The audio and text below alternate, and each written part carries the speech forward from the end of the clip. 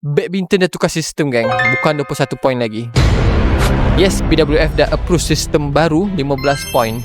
Sistem baru dia adalah 15 poin best of 3 dan kena menang 2 poin beza. Bila akan diguna pakai sistem ni, BWF akan gunakan sistem ni pada tahun 2027 bulan Januari. Min nak tanya korang tahu tak apa impact pada gameplay apabila sistem 21 poin dah tukar kepada 15 poin?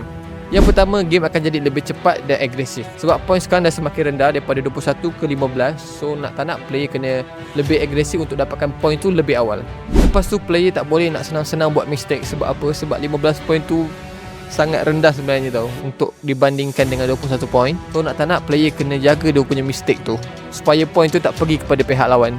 Dan yang ketiga yang Min nampak, player kena cepat warm up, cepat panas. Sebab dah tak boleh start slow macam dulu. 21 poin tu dulu panjang, sekarang dah 15 poin jadi pendek. Nak tak nak game dah jadi lebih laju, lebih agresif. So siapa yang dapat sampai 15 poin dulu, dia yang menang. So Min nak tanya korang lah, korang rasa 15 poin ataupun 21 poin, sistem mana yang lagi bagus? Cuba korang komen kat bawah. Korang team 21 poin ke ataupun 15 poin?